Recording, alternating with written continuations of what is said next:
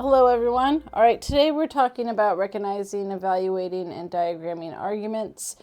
We're essentially going a little bit deeper into what we looked at last time because while what we've kind of looked at this point has been pretty straightforward arguments that are often easier to determine as arguments, as well as ultimately what the premise and conclusion is, with almost a one premise, one conclusion.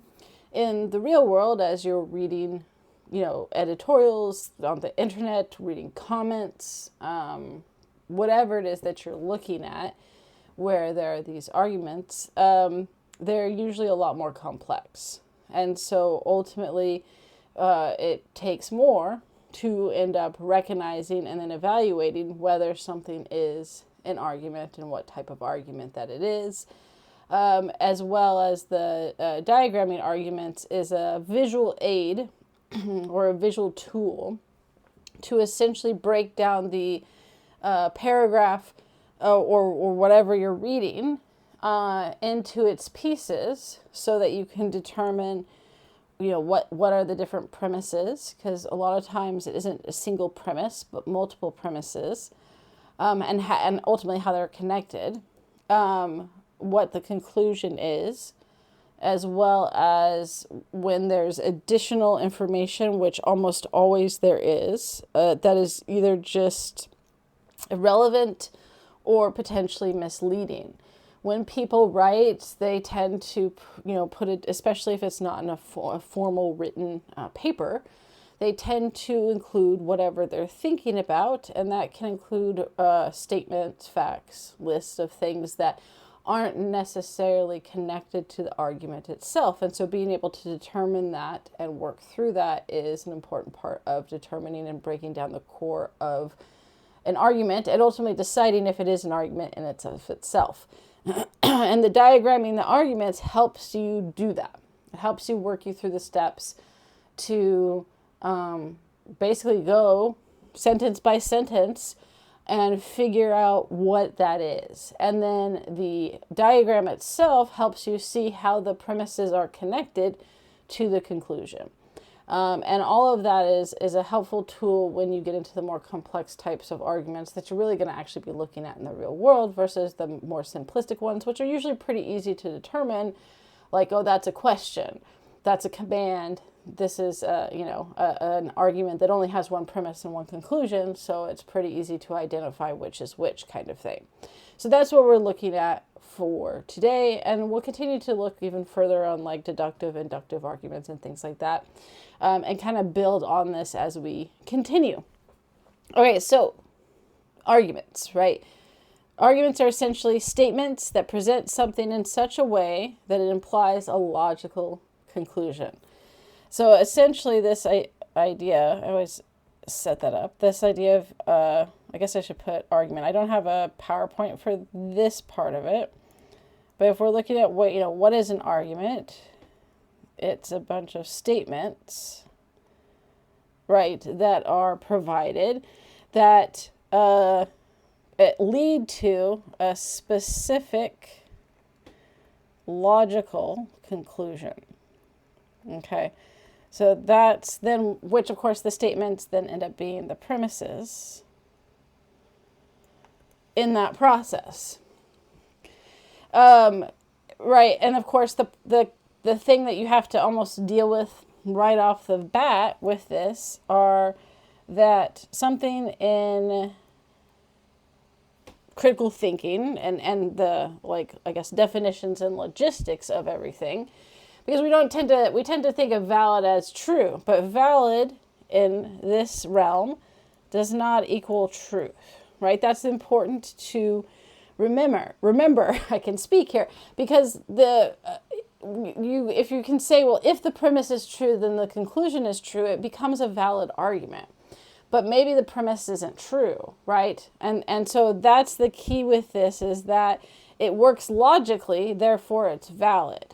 It does logically, working logically does not equate to it is a good argument. So that's kind of the judging or evaluating the argument, is looking at, is this a good argument? We identify it is an argument, right? But now, is it a good argument? Is it a truthful argument, right? That's kind of a key aspect that has to be taken into consideration as well, right? Because arguments are oftentimes used to distort the reality of truth. They are meant to confuse, they're meant to convince people of things. And then there's people that just don't know how to argue well. And so what they end up writing is just not argument. Because, it's certainly not, everyone is not always misleading people. That is a component of it. Some of it's just poor logical, critical thinking and structure and in your ideas and your beliefs and what you're trying to put together to form an argument that doesn't end up being one, right? So how do we guard against these false arguments, right? Well, we have to actually understand how they work logically so that we can evaluate this and work through the process to determine, not only are they valid, but the truthfulness, if you will, of that argument. Arguments are based on three logical processes: deduction, induction, and plausible inference. All right, so those are, again, I'll put that here. I should have probably made a slide for this one. So deduction, right, which is the one type of argument we're looking at. Induction, and then plausible inference. Okay, and so with this, the first involves understanding the conclusion from the premise.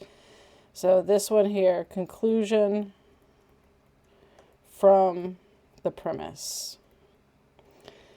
All right, the second one, it basically is connected to reaching a conclusion based on repeating facts or patterns.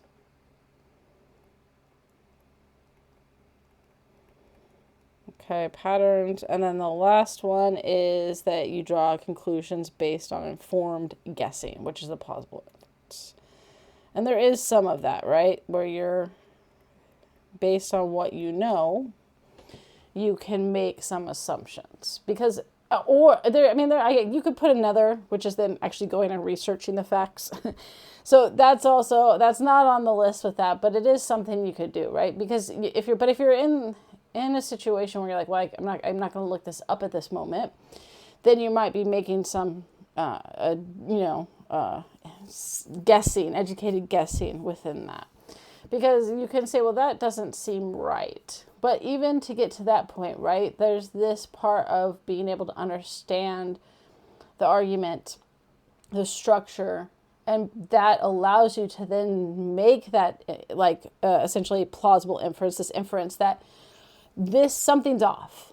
And then you can go explore further and actually, say, I don't actually know whether this premise is true, but it sounds funky, right? So let's go now figure out if it is true. That's a separate step. But even to be able to get to that point where you can determine that, that's part of understanding the structure with that. So one of the first things that you have to be aware of then is some additional non-arguments. We looked at some non-arguments in the simplistic form last time, which we're looking at questions, right? And statements, and some of the other ones there that are pretty straightforward, right? This is clearly can't be an argument because a picture can't be an argument. This clearly can't be an argument because this is a suggestion. This is a command. This is a question, and so on, right? These non-arguments get into, I guess, I don't know if it's a more, it's a deeper level in that sense. These are ones that can often look like arguments, because I don't think most people are going to confuse a question for an argument. There may be someone, but most people aren't going to see a question and go, that is definitely an argument there. These non-arguments that we're looking at go a little bit deeper because these are ones that often people do mistake for arguments.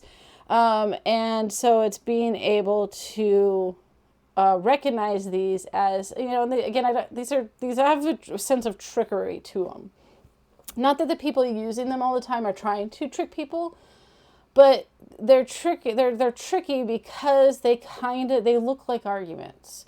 And if you aren't paying attention to that structure, you can be taken in by these, and people are all the time. So the first is this connection of premises and conclusions on the basis of belief. This is essentially the idea that whatever the premise is leads to the conclusion because of someone's belief rather than something that's actual factual. So an example of this is the winter weather is warmer than usual. Obviously, climate change works for the better.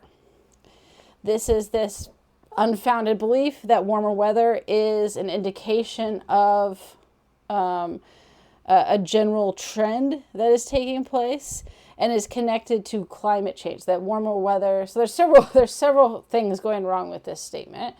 The belief that warmer weather is what is climate change is, that it's only warmer weather, and therefore if there's warmer weather, then climate change is actually something that is good or that is helping in that sense, right? It's not an actual logical connection between those two. If they're connecting the winter weather is warmer than usual to a belief about climate change. So that the key with this one is especially this idea of looking for that statement of belief that potentially, and I think some statements are more obvious than others depending on what you believe. And I think this is where it comes into recognizing that we are more likely to fall for this one if what they're saying somewhat connects to things that we might believe or aren't sure about. If it's something that you very much already have knowledge about and know is not factual, this one is going to be less likely to trick you. But there are plenty of statements that people use for this that play off of a belief or something's close to your belief that then when you see it, you go, well, I already kind of think that way.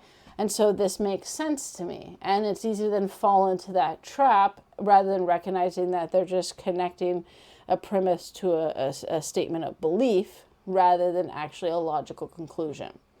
All right, the next one is giving a warning from a false premise. So an example of this is do not vote for him. One should never trust short people, right? It's not an argument, but it is, and this one's not, again, super complex. I'm trying to give straightforward examples so you can see, but it's important that it isn't just dismissed because false premises are not always as obvious as this one here, right? An example of don't adopt this dog, that breed is always vicious, is a more subtle one, right? That it's the suggestion is, right, that okay, if the breed is always vicious, then you shouldn't adopt this dog. But what they're doing is they're just giving a warning based on this. It's a false premise of don't adopt this dog, don't vote for him. One of the ways is you can see it in the do not vote or don't vote, do not adopt, don't adopt, is that can often be with a clue that it's a warning and then a false premise, then and that connection to the false premise, right, of that. So the breed is always vicious. So the warning, if you have it, the conclusion should be, why you shouldn't, therefore you shouldn't adopt this type of breed. And then you had a whole connection argument to it. Then that could work. But to just say that the conclusion is supposedly you don't adopt this type of dog because the breed is always vicious, that's that false premise behind it. Or again, don't trust short people, therefore you shouldn't vote for him. It doesn't work. Explanations that have no basis in fact. So this again is where it can get tricky on this. Here's the example. Vegetables are not good for us because they grow in the ground. Right, it's this idea of using the because word. When we talked about this with this, that this one tends to, not always, but the indicator word because is an indicator word that can let you know that it's an argument. But it at the same time is often used, and we mentioned this last time as well, as a non-argument. It's one of those that you can be, it's a starting point, but any indicator word is a starting point. You can't immediately assume if you find an indicator word that it is then an argument. But because if then statements are more likely to be used with non-arguments because they work to convince people that people are making a logical connection. More than any of the other indicator words, you're going to see this one come up with that. And so that you have this link from premise to conclusion that seems like it's there, but it's an absurd conclusion, right? So we have the link. Vegetables are not good for us, and the link is the because, and because they grow in the ground, right? Of the premise and the link there with that. Because vegetables grow in the ground, they're not good for us. It doesn't make sense, right? But as soon as you see the because, people will be like, oh, right, this is an argument. It's just a valid yet not truthful argument. But it isn't, because the conclusion and the premise don't work together, right? That's the kind of key with that, of looking at it and going, okay, it's a nonsensical statement, essentially. But these can be persuasive. Most people probably aren't going to be bought in by vegetables are not good for us because they grow in the ground. But there are other ones that are sound. They sound good. And again, if you don't have a lot of background knowledge in the topic that they're talking about, and it isn't super obvious that they're like, wait, why would something be in the ground, be an indication of why vegetables aren't good for us. It can easily become a trap that you get into. The next one is backing up a non-argument with with irrelevant illustrations. So, example, you don't get my point? Well, let me illustrate further, right? This is a common thing that something says. And again, it's that illustration. So they'll say, well, let me explain further. Let me illustrate further. Let me expand. That's another word you hear with this. It's slowing down again. There. Let me expand further, right? And so if the point is valid, the illustration or expansion can be helpful, but oftentimes it's just irrelevant, right? Oh, you didn't understand my argument the first time because it wasn't an argument. I will keep saying things or say more information that doesn't make sense. This one is sometimes what is like called this idea of a dump of information.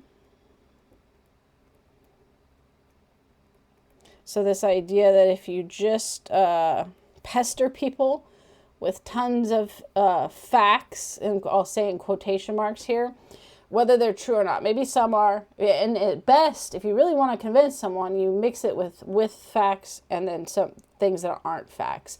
And you throw so much information at them that people are convinced that, well, geez, look at all this stuff that they just put forth.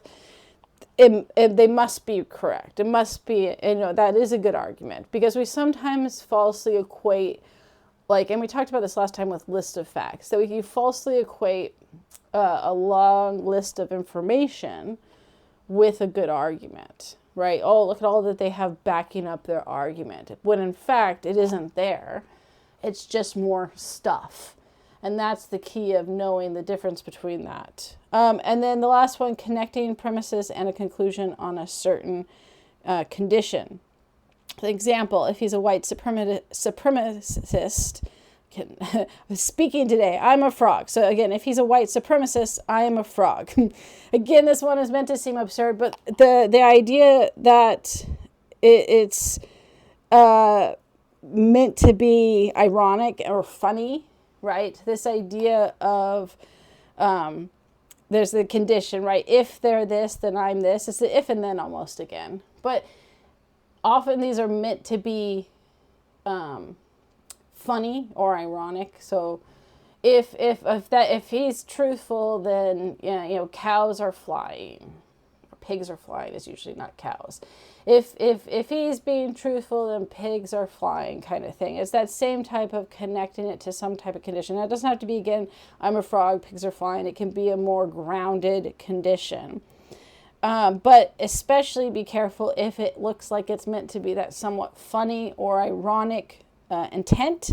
Irony often has a way of tricking us. So we'll put here with this one, beware of irony, or we'll say comedy, I suppose. This idea that it often has a way of tricking us into thinking that it's accurate because, right, if someone's making a joke, right, if someone was trying to say, oh, that person's definitely a white supremacist, and they're like, if he's a white supremacist, then I'm a frog, right? It makes it sound, the goal of irony and the comedy and these type of non-arguments is to make it, we'll say, make it seem obvious. Like it's so obvious that I don't even need to come up with an argument. I don't even need to come up with a good one at that, because it's so obvious I shouldn't have to even make that connection for you. And we get lulled into, oh, well, duh. Oh, you're clearly not a frog. It doesn't have to go that far. It's like the person's spelling out the intent that they think it's a ridiculous suggestion that they don't even have to put in the effort to put a defense to it. And so then we can get kind of lulled into, oh, clearly, of course. Yeah, of course not. So these additional non-arguments are one to look out for as we continue to delve into arguments and the different ways, and especially as we get into more complex arguments, right? Are these things that you looking at with people using a connection with belief, using a false premise, right? So again, with a false premise that you should never trust short people, that it's a false premise to then lead to the other suggestion. The idea of, again, having clear explanations that actually have no connection to reality, essentially.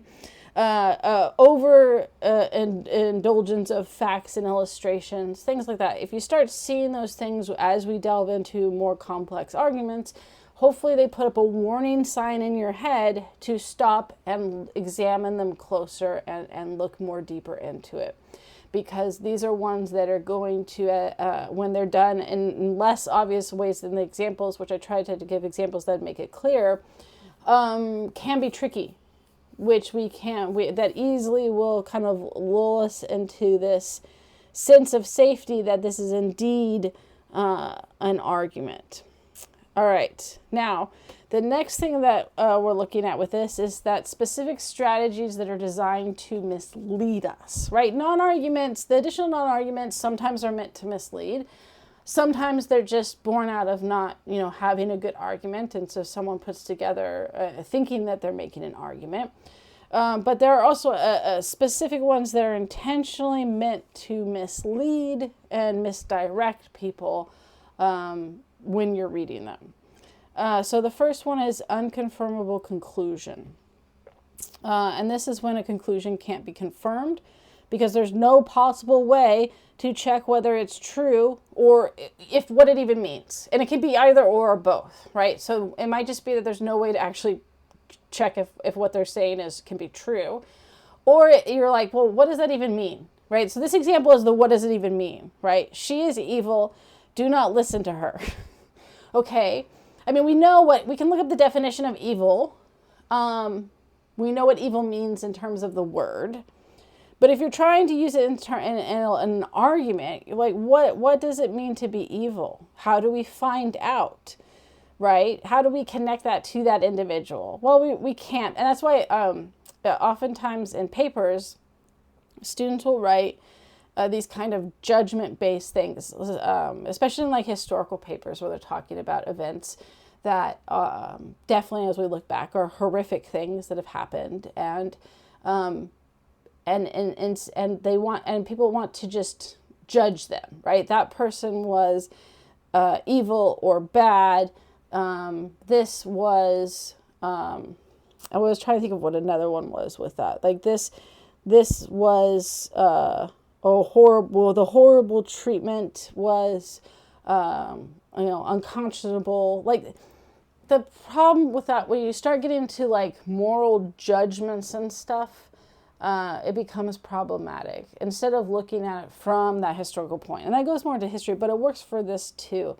Of if you're trying to make an argument, if you just fall into this kind of judgment of a statement, you're not going to have a strong argument, because essentially you come out to the problem of, well, what does it mean to be evil? How do we even quantify that, essentially, right? What is the logical conclusion with that you can actually look at it logically and break it down? You can't.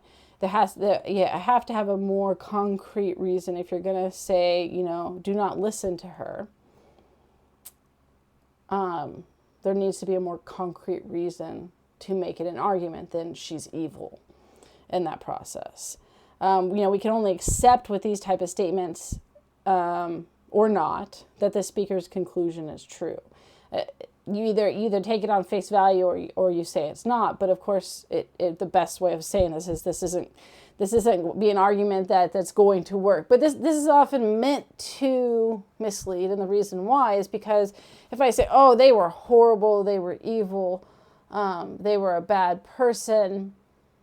Especially if it's connected to something that does have again, this is that bringing in the history. If it's something that's connected to something we know and just personal belief is, a morally reprehensible situation, then we're inclined to just accept that conclusion. And it logically, it doesn't work as an argument. It's a cop-out to actually having a more thought out conclusion. Sometimes it's done just simply to misdirect because someone they don't have an actual reason why she's evil. They just don't like her. And so they're trying to make an argument based on that fact, right? The next is untenable conclusion. So untenable, which means like not able to maintain or defend. So, and the uncomfortable conclusion, are unconfirmable. I wrote uncomfortable there. I will fix that. I was like, it's not uncomfortable. It's, I'll re-upload this. Unconfirmable. I apparently wanted to write uncomfortable when it is somewhat uncomfortable too. It's unconfirmable. Unattainable, again, if we go back to not able to maintain or defend, is the idea that the conclusion is derived from an untenable premise. So you already have a problematic premise that leads to a problematic conclusion that you can't defend, right? So here is an example. If you got arrested, don't complain. You must have something to hide, right? The premise is that anyone who is arrested must be guilty and cannot be held as tenable. That doesn't work, right? Just because you're arrested doesn't mean that you are guilty and have something to hide. You could go even further and say anyone who gets arrested, they're saying don't complain because obviously if you got arrested, you've done something wrong. But that's not true. There's false arrest, there's mistaken arrest, right? There's lots of reasons people can get arrested and have done nothing wrong. So that doesn't work in that sense within that argument. It's just an unfounded accusation. The next one is spacious cause and effect. Spacious being having like a false look to it, or a false look of truth to it, or genuineness. So it looks truthful, it looks genuine, but it's not. So an example with that is these are common statements, and this was one that was mentioned several times when this took place with the Columbine high school shooting. Because the two killers listened to music of Marilyn Manson, therefore, right, that caused the violence. I think I have the actual quote is the two killers listened to the music of Marilyn Manson. Many believe this to be the cause of their violence. And use that as the argument, right? Obviously, the truth was more complex than that. But so if the argument becomes listening to Marilyn Manson music causes school shootings or violence, This type of argument, this one here, often what it's used to do is reduce something that is complicated into a simple explanation. So they try to reduce complicated situation into something simple, right? But the problem is that it's not simple, and therefore then what happens is it becomes it essentially wrecks any kind of argument you may have. You could go back and actually look and explore and make an argument based on multiple factors, but if you just reduce something down to its most simplistic form, it ends up being difficult to actually be an argument that works.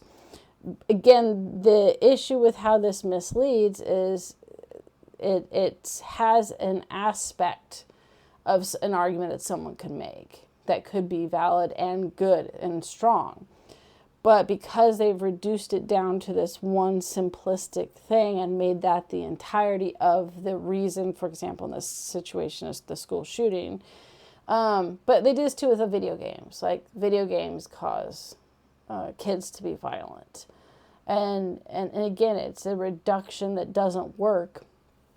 But it has an aspect of, you could make a logical argument that if someone was watching and playing violent video games and watching movies and didn't have the ability to separate reality from fiction, that this could become problematic in normalizing violence that then could be transformed to the real world, if you will. But again, that's so much more complex than just that simple statement. The next is claiming an anonymous authoritative source. This is a favorite. I'd say out of all of them, this one you see so often. Sources say, right? What would be the doctors say, scientists say, any person, any kind of authoritative concept or peoples, but they don't actually name people. It's doctors say. Oh, what doctors, right? Scientists say, educators say. It's just giving this our leaders, our political leaders say. It's just an anonymous authoritative source. And the thing with this one is it's super easy just to make up. Oh, I don't have an argument, so I'll just throw in an anonymous authoritative source. And studies have shown we are way more likely to believe something when it's being told to us by someone in a position of authority. And that then there's various levels of positions of authority, but it's been proven over and over again in studies and psychology experiments and tests that we are naturally drawn to believing and following authority figures. So it makes sense that if someone was trying to make an argument and they want to make it more plausible, that you throw in that, this authority figure has backs up my argument, so you should believe it too. And we are. And then we're more likely to go with it. Oh, well, if the sources say, if the doctors say, who am I to argue against that? That must be a good argument and a strong argument. So it doesn't have to be sources say. It can be they say, right? So studies say, studies confirm, they say are common ones, and then other ones you get a little more specific where you give a specific profession, doctors, educators, etc. But you don't actually ever name anyone specific. They say that climate change is a hoax. Studies show that coffee is bad for you. Again, who are they? What studies are being referenced here? Studies, what studies, right? Where is this coming from? Because you can just make this up. This one, again, I see this one the most because it's super easy to make up and sound authoritative and sound like a good argument. It's going to be one that you come across. And then this next one too, popular beliefs. These two come up all the time. Some of these are essentially connected to common stereotypes and biases that we have.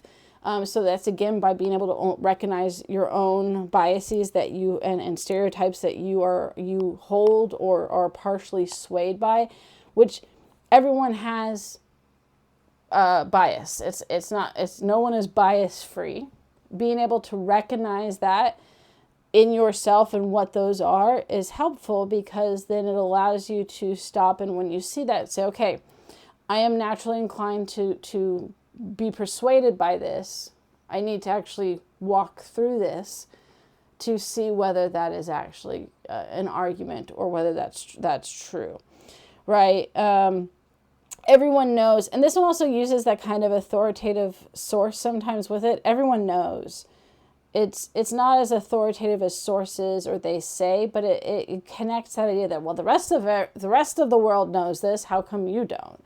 Everyone knows illegal immigrants join gangs and do drugs, right?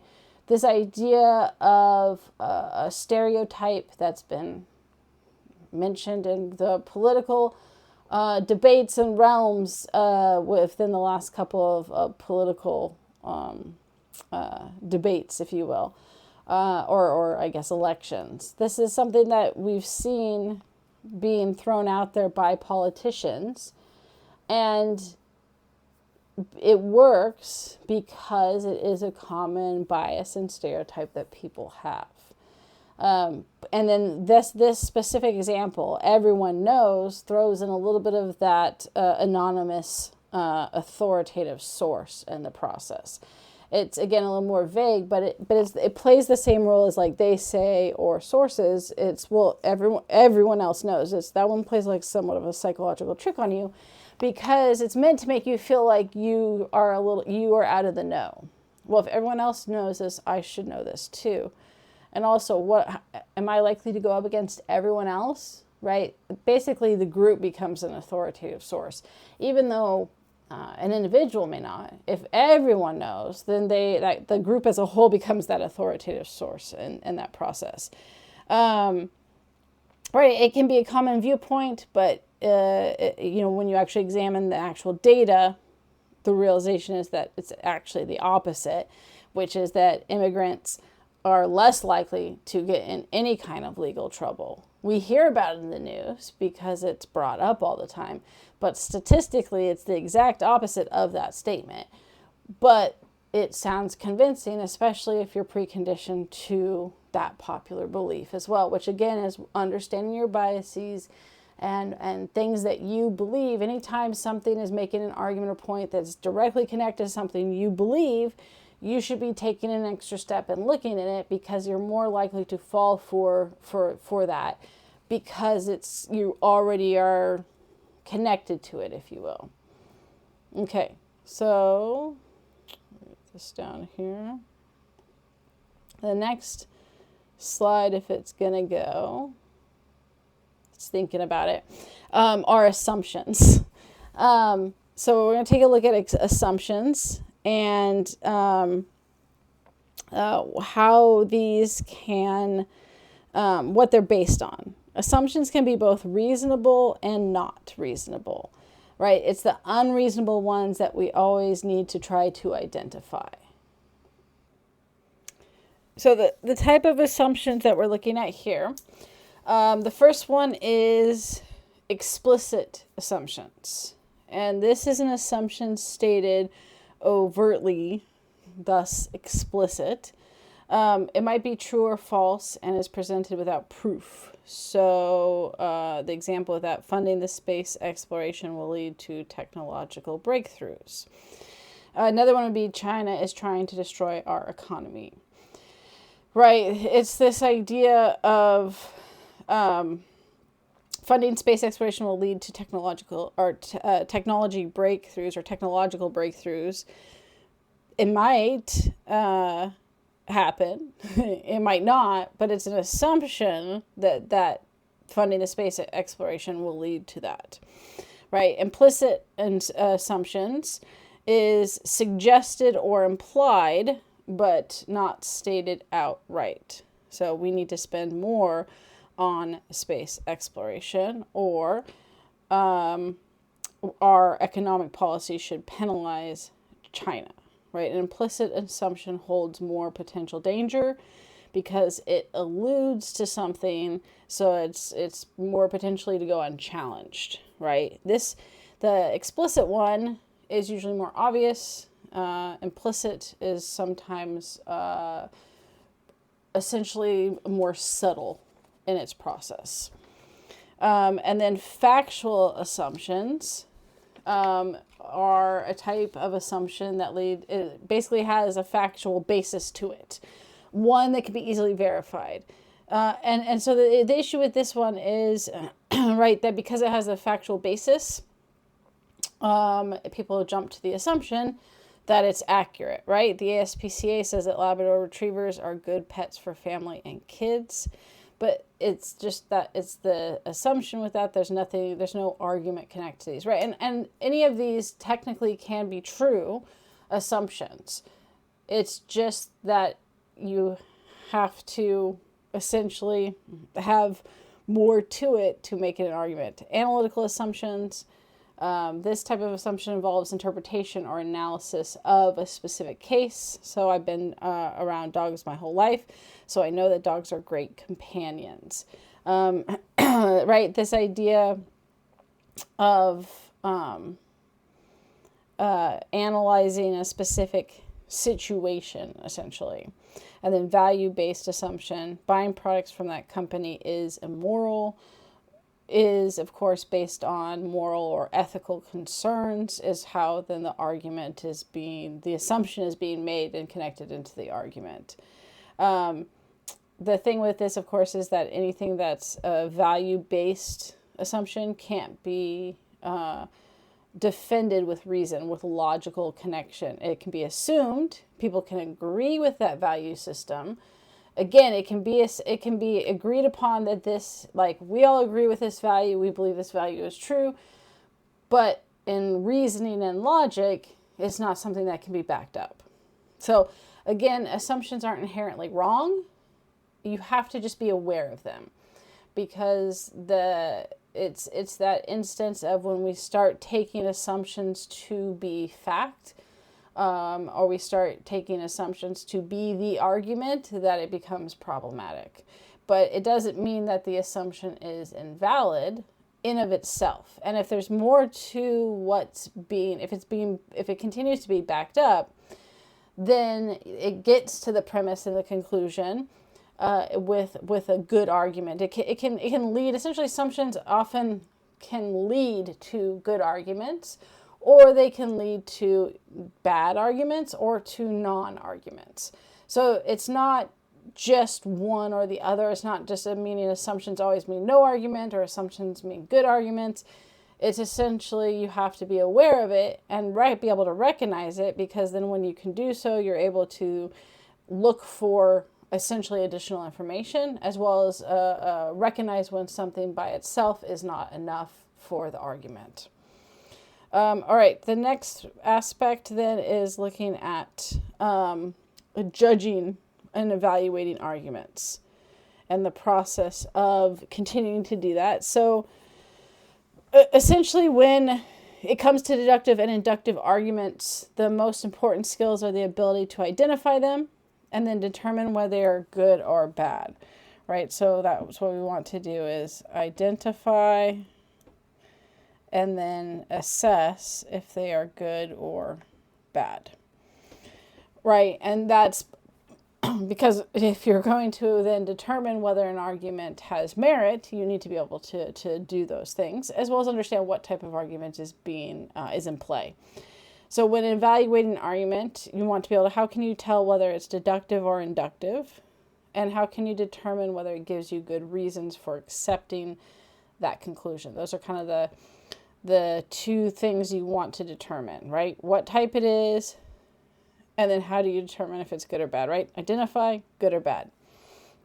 So there's kind of 4 steps to evaluate an argument that can be helpful in determining those 2 areas. The first is, of course, finding the argument's conclusion and then its premise. So that's what you want to essentially identify first. Then ask, is it the case that the premises are true and the conclusion must be true, right? So what you're doing is saying, if it doesn't, you're not evaluating if the premise is true.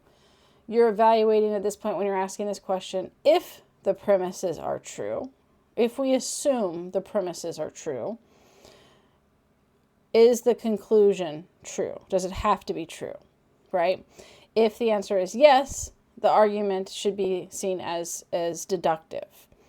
And you can assume that the argument is probably valid, and then you should check to be if it's sound. Remember, here are these two words here, valid and sound. Again, valid does not mean truth. Valid means that if the premise is true, then the conclusion, it has to be that the conclusion is true as well, right? A valid deductive argument states that the conclusion, if the premise is true, then the conclusion must be true as well, right? If those two things are happening, then it is a valid deductive argument. But what it's not saying yet is if the premise is sound, if the argument is sound, right? And that's where is it logical? Is it a good argument? Is it one that actually has true premise that fits with the conclusion? And if you already determined that if the premise is true, the conclusion must be true. If you can prove or discover if the premise is actually true, then you have a sound argument, right? If the answer is no, right? So if you say no, if the premises are true, the conclusion must be true. No, that's not the case. Then you move to step 3, which is ask, is it the case that if the premises are true, its conclusion is probably true? That's that probable, which is inductive. Deductive, conclusion has to be true. Inductive, the conclusion is probably true. And we talked about last time with inductive reasoning that the inductive arguments, that there's kind of a range of probability. You can have something that's like, it possibly could be true, to, yep, it's most likely true, but not 100%. Okay, so just know that the probably true does have a range, if you will. All right, then if the answer is yes, treat the argument as inductive, right? For it's likely meant to offer probable support for the conclusion. And the argument is then inductively strong, and you check to see if it's cogent, right? So if it is actually essentially an accurate statement, and then ask it, and then so that's step 3, right? If the answer, and cogent means clear, logical, and convincing, right? Basically, is it, and in that sense, does it make sense, right? Is it likely to be true? Does it work with the process? Now, if that's not the case, then you go to step 4 and ask, is the argument intended to offer conclusive or probable support for its conclusion, but fails to do so? So, right, did it try essentially to offer probable support, but it didn't actually do so? So, you'll have those where it tried to be inductive, but failed essentially, right? And then if it fails, it's invalid or weak. It's inductive still, but it's invalid or weak. So if a argument gives, if the premise, with the premise the conclusion is probably true, it is considered a strong inductive argument. And again, the level of probability, it doesn't matter. It's strong whether it's a weak probability or a strong probability, which is a little confusing in that, but that's how it's defined, right? If it can't be probable, right? If the conclusion is not a probable conclusion to the premise, then it's invalid. And then potentially also a weak argument in that process, right? So then there are Right. What you need to discover is the type of failed argument. What was it intended to do?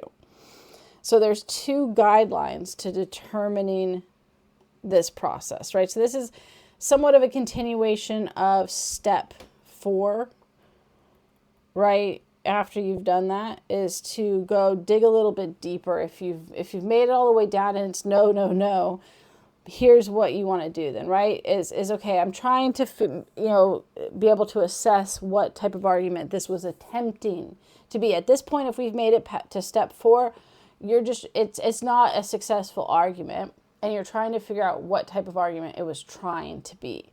So, the first guideline is if an argument looks deductive or inductive because of its form, you should probably assume that was what they were trying for, right? If an argument looks deductive or inductive because of its indicator words, which we're going to look at, assume that's what it's intended to be. This is some of what that inference, the educated guessing kind of goes into it, right? Because sometimes arguments, or attempted arguments in this case, are so kind of convoluted that you may not know, it may not be obvious, and it may not be less than obvious, like what were they trying to do here? And this is where then you try to assess, okay, this was an attempted inductive argument. This was an attempted deductive argument, but did not happen, right? So there are indicator words, and again, with indicator words, I don't know why it always wants to be slow and moving to the next slide here. I clear my computer every time to try to make sure that it's got enough space, so I don't know what it doesn't like about this right now. But there are, it skipped, oh, I didn't put the indicator words, so I'll just read them to you. I thought I had put a slide with indicator words, but probably because we had some before. So there are indicator words that are specific to, often specific to deductive versus inductive arguments. And these can be helpful. The key with an indicator words is it's never a surefire thing. So that's just like we talked about before for indicator words for premises and indicator words for conclusions. These indicator words that often are in deductive arguments doesn't always mean that it is. It's just more likely to be. It's one of the tools you can use to help you identify, right? So terms that signal a deductive argument tend to be, it necessarily follows that, it logically follows that, absolutely, necessarily, certainly. Hopefully what you notice with those words is they're definitive. Certainly, absolutely. It logically follows that.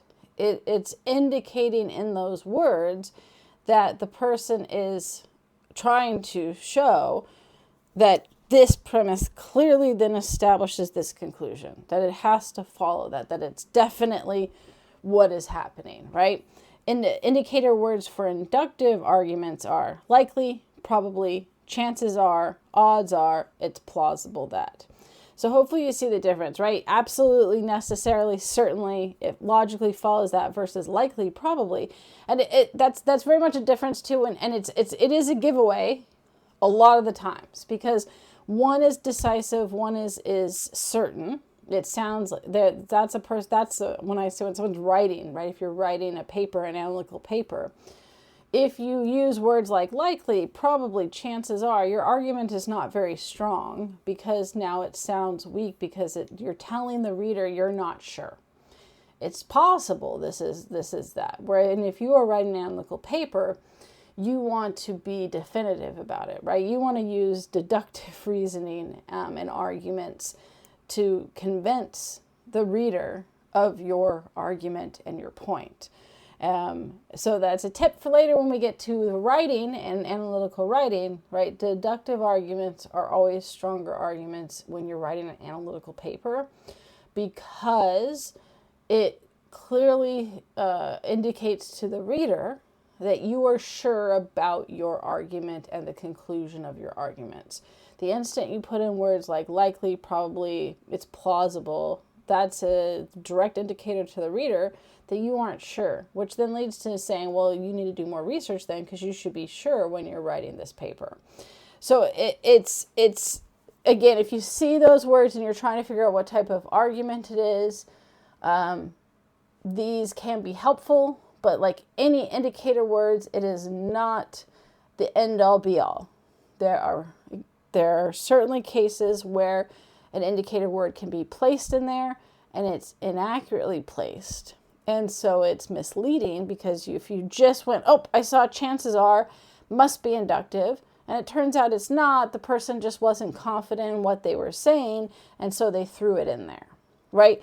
Likewise, if someone is trying to convince someone that their argument is essentially clear and definitive, you can throw an indicator word for a deductive argument when it's really an inductive argument, and then all of a sudden it sounds like it's, yep, definitely a deductive. And this is, so it can't, people don't always do this. Some people do like this is intentional, but it is important to know, because I do tell people, like, you should be confident and sure of your answer, of your argument when you're writing a paper, right? But so if someone really isn't, and they didn't do the research to back that up, or do the whatever sources and support that they actually needed, and they just skip ahead to changing the wording to sound confident, well, then you have an inductive argument that's pretending to be deductive. So just keep that in mind. It is a tool to use with the guidelines to assess what type of argument. Now, the last thing with this is looking at diagramming. And saying, now that we've determined, we've recognized an argument, we've evaluated that argument. Another part of breaking down the argument and making sure you understand what all the premises and the conclusions are, or usually a conclusion, but some do have multiple conclusions, is to actually diagram the argument itself.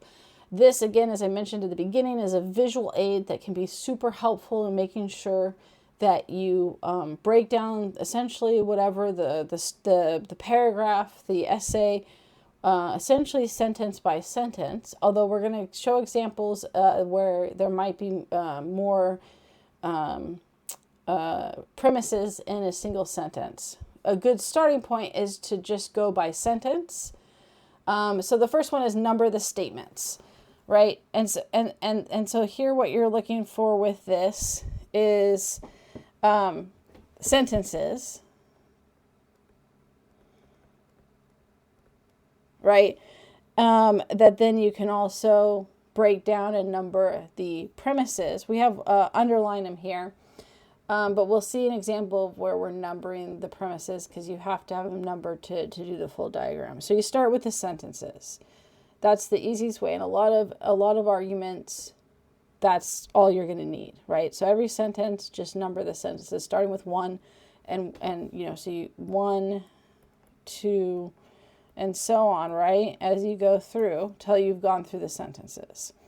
Then you're going to underline all the premise and conclusion indicator words. If you want to circle these instead of underline, that's fine, because we're going to underline the premises as well. So we'll say can, circle, or identify in another way. Okay, so this one is, I think, how you prefer it, because when you start by underlining the premise and conclusion indicator words, eventually they're going to get underlined. The indicator words are going to get absorbed by underlining the premises, right? So some people like to keep those indicator words separate in the visual breakdown before you diagram it, and that's perfectly fine. So that one, I think, do whichever you prefer. If you want, and I will show an example of this, and we did one on the discussion board assignment. Just know that if you choose to underline it, when you start underlining the premises, then the indicator words are going to get absorbed, and you won't see them anymore. Well, they'll still be there, but it won't stand out. If you want those indicator words to remain, that's fine. Why we do this first, here's why you don't necessarily need to do that. But again, this is a personal preference, because some people like to see them throughout the whole process. The idea is that by identifying the indicator words of the premise and the indicator words of the conclusion, this will help you when you're locating the premises and the conclusion, right?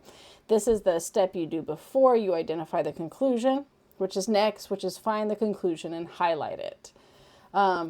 This is so you clearly know where your conclusion is, and you want to find the conclusion first so that then it will help you determine the rest of the premises that are present.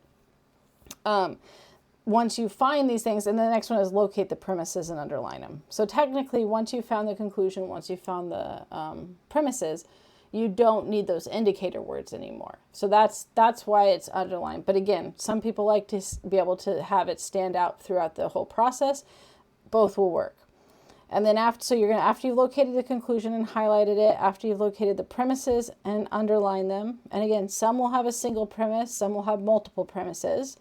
Then you're going to cross out all extraneous material, any redundancy, irrelevant sentences, questions, exclamations, anything that's not a premise, right? And that's to not have those distract you from the rest of the argument. They're not necessary, right? They don't lead to and help you lead to the conclusion. They don't need to be in there. They're often meant to distract. Sometimes it's just fluff because, again, the person doesn't know what the argument is, and so they're kind of throwing everything out there. That's very common. Like sometimes it's intentionally misleading. Sometimes it's just the BS, right? I don't really know, so I'm just going to write a bunch of kind of fluff and hope that it sounds good and supports my argument.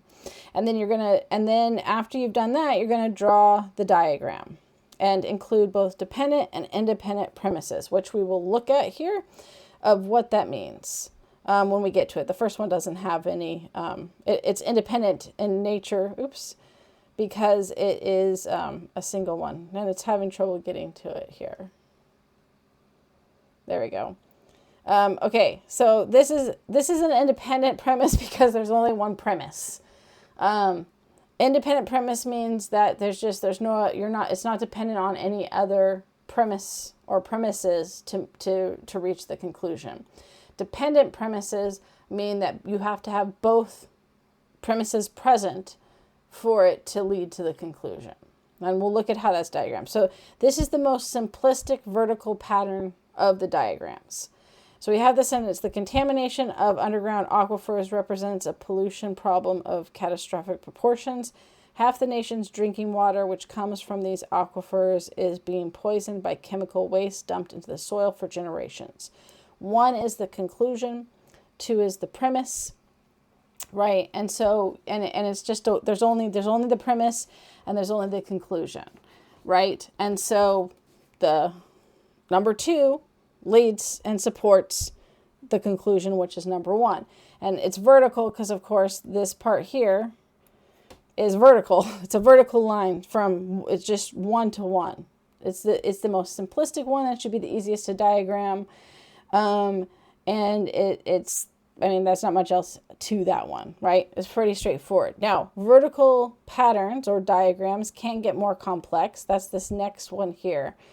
And this one is that you have multiple premises, because the first one I just showed there, it's one premise, one conclusion. And you'll have those arguments. We've looked at those. So those will come up, but those should be pretty easy to diagram because because it's just those two parts to it. Here is another vertical pattern or diagram. So this is still vertical, just in how it looks. But as you notice, there's more premises than the first one. So the selling of human organs, such as hearts, kidneys, and corneas, should be outlawed. Allowing human organs to be sold will inevitably lead to a situation in which only the rich will be able to afford transplants. This is so because whenever something scarce is bought and sold as a commodity, the price always goes up. The law of supply and demand requires it. So we numbered, right, each of the sentences here, and then it has that the 1 is the main conclusion. The selling of human organs such as hearts, kidneys, and corneas should be outlawed. And that's down here. And then what we have, so this is the conclusion, right? This is a premise, and premise. And the key with this one here is, though, which is important to look at, is it's supported by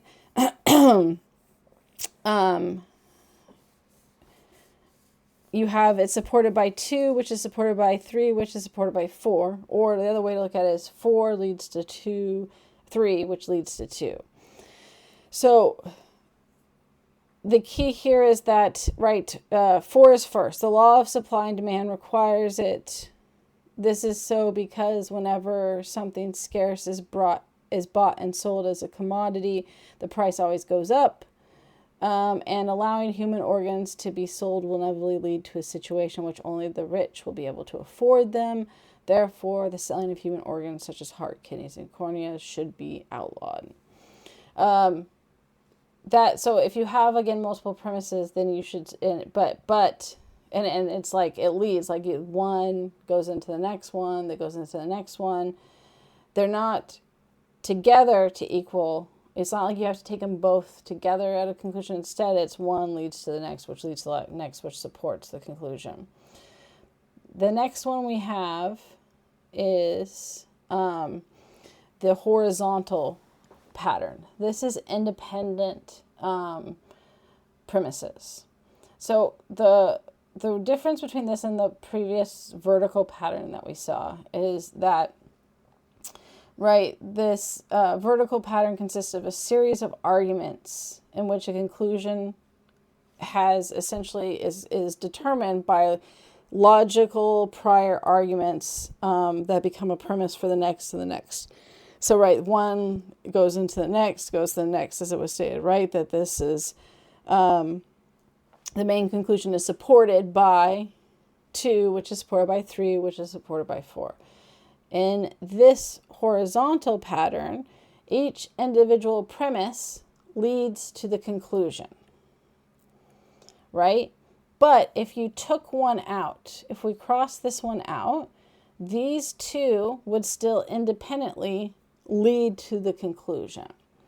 They are not dependent on each other. They're not each building on the support of each other.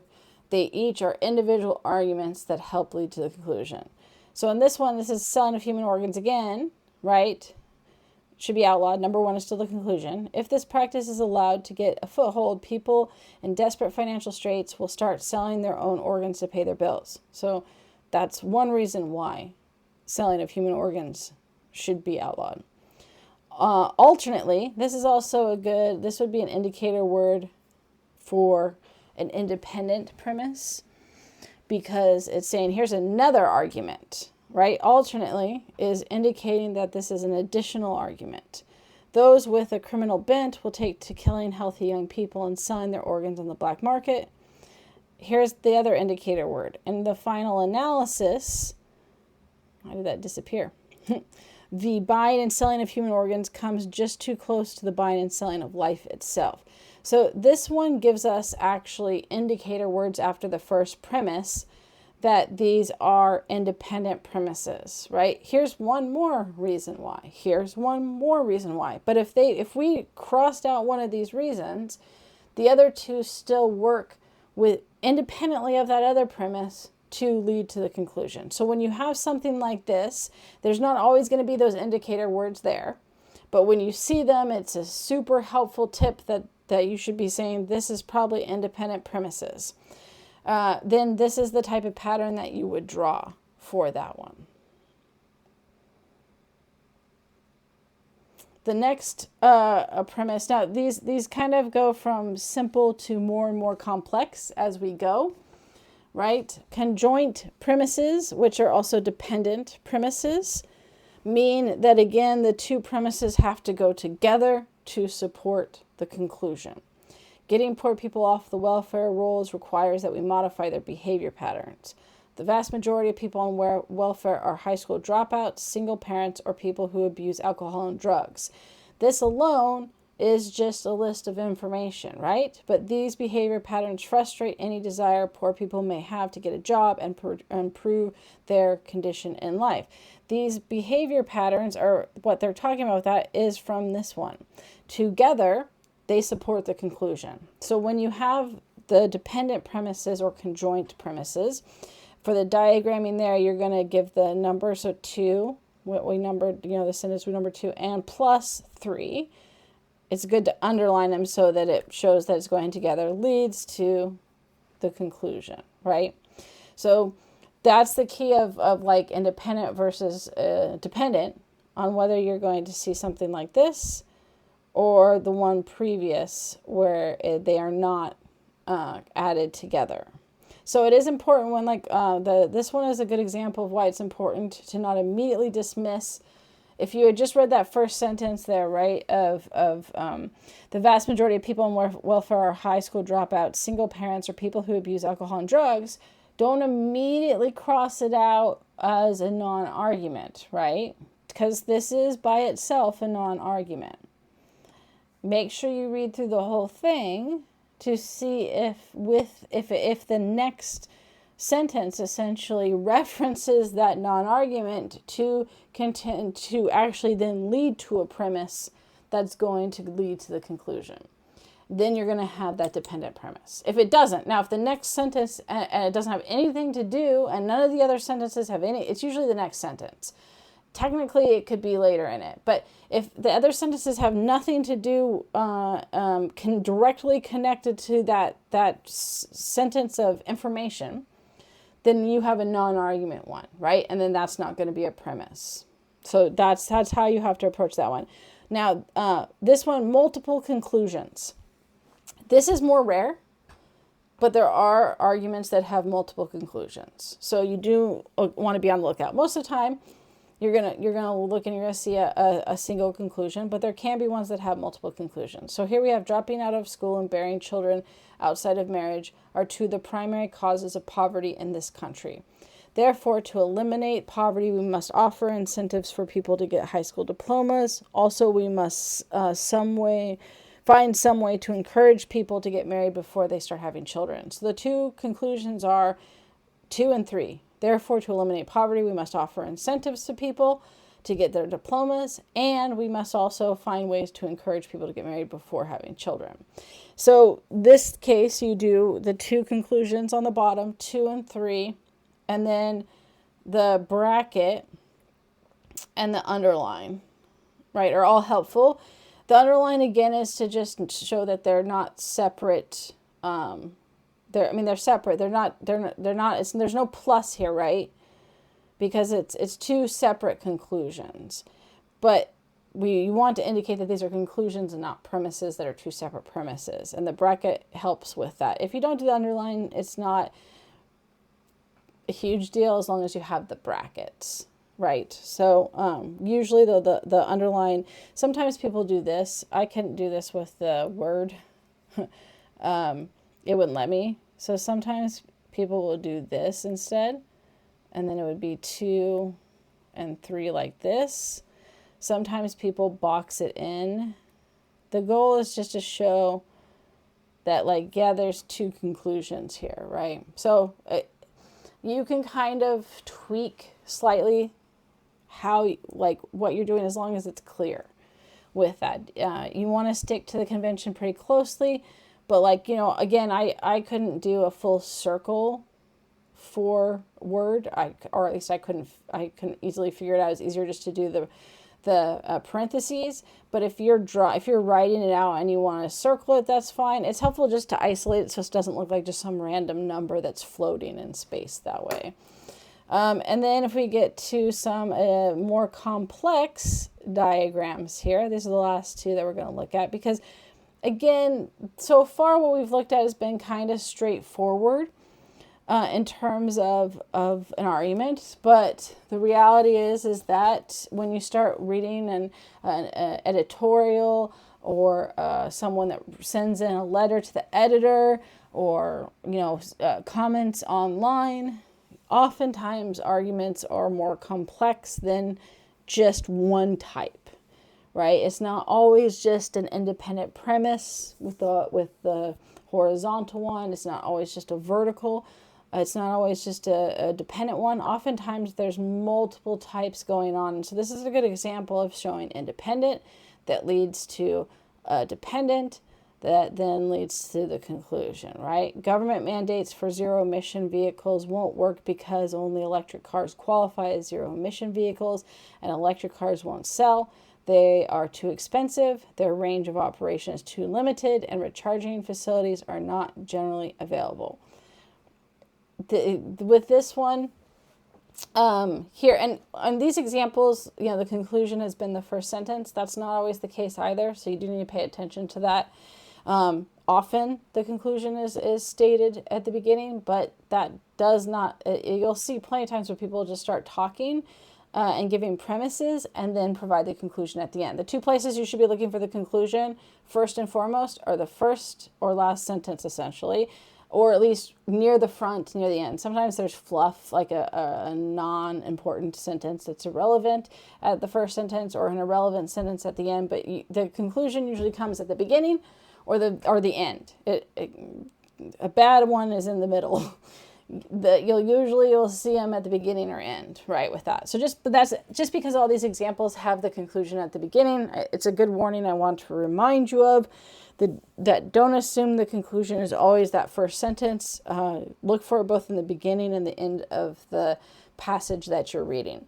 So here, the other thing with this, and I chose this one specifically because here where just labeling the sentences wouldn't be enough, because they put it into essentially a list of premises in how this one was written. So you can start by numbering the sentences, and then you might have to go back and edit after you look through it. If you see like a list with a lot of commas, and as you start reading through, you realize it's not just a list of facts, but actually premises, then you're going to want to make sure you number it here. So this is an example of a more complex one and how it moves beyond just the sentences sometimes with the premises. So 4, 5, and 6 independently lead only to 3, right? Each one of these, you could remove 6, 4 and 5 go to 3, but 2 and 3 are dependent, right? So, or conjoint, right? These ones are independent. Okay, so we have independent premises.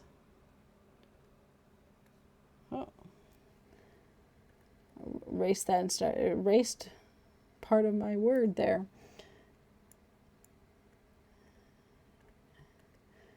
Independent premises. Okay, and then those only lead to 3. So that's key here is why you see why these arrows are not in the middle? Because the 4, 5, and 6 lead to 3.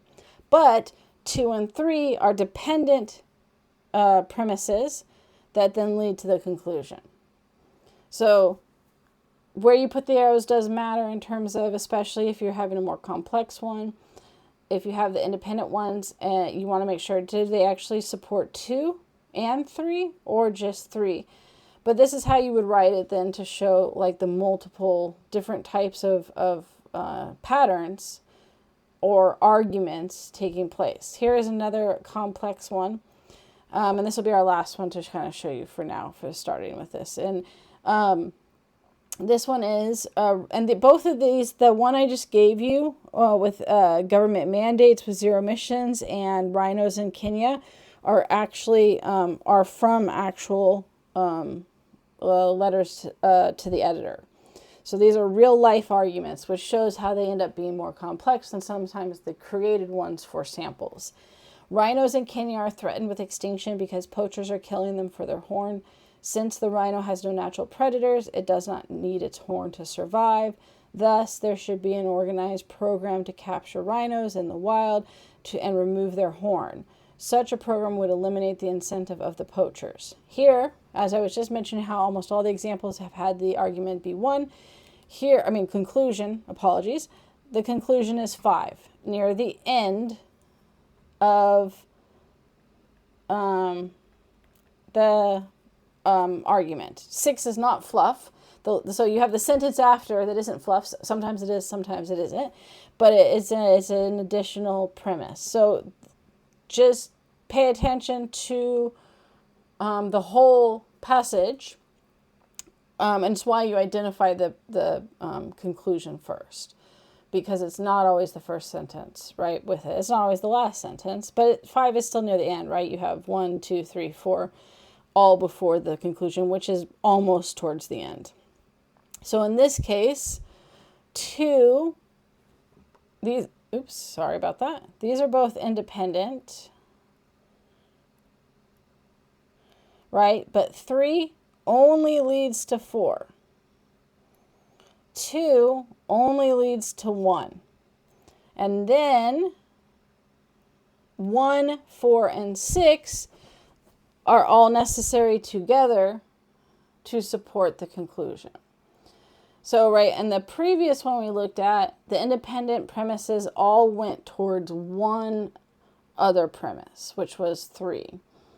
But 3 and 2 had to go together to lead to the conclusion. In this case, 2 and 3 go to different premises independently, right?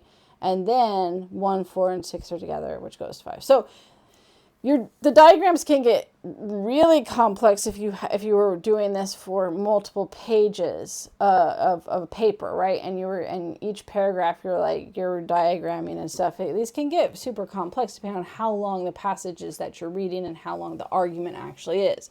I mean, it could be a long passage and they actually only have half of it be an argument. For example, on the ones that we did for the assignment, right, you saw stuff crossed out that was a good chunk of was several of the sentences. So it isn't just because you see a long passage doesn't mean that the entire thing is premise and conclusion. There is a good chance that there's going to be some of the sentences are non-arguments that you're going to remove. Once you've whittled that down to just the argument, right? Only what you have left are the premise and the conclusion, the premises and the conclusion. Then you've got to determine how do they relate to each other? How do they support each section, right? And so we see, right, that 2 supports 1, 3 supports 4 in this one here, and then 1, 4, and 6 together support 5. So that's what you're trying to assess when you're diagramming this is what is the relationship? I think the best way to think of it is what is the relationship between the premises and the conclusion? What's the relationship between each of the premises?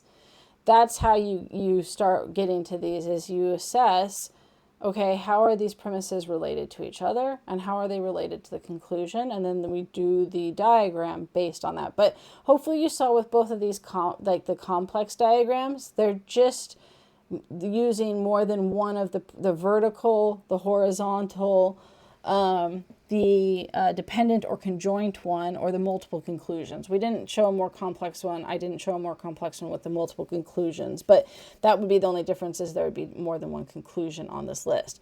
So that once you have those basic ones, right, you then just combine them with the more complex ones. So if you know how to do vertical, if you know how to do horizontal, if you know how to do dependent, if you know how to do multiple conclusions, you can then put them together to do the more complex diagrams as well. All right, so that is looking at that and how to diagram, how the visual representation, along with the process. I think it's both. It's the visual representation of the diagram itself, but it's the step before that of actually working the passage where you're underlining, crossing out, highlighting, circling or underlining the indicator words. That's what you have. Those are the steps you take first to be able to know how they're related to then actually diagram it out. And then once you've done that, you've broken down the paragraph or passage, and you now have a visual representation of it as well. If you try to skip the breaking down of the passage part, it's going to be harder.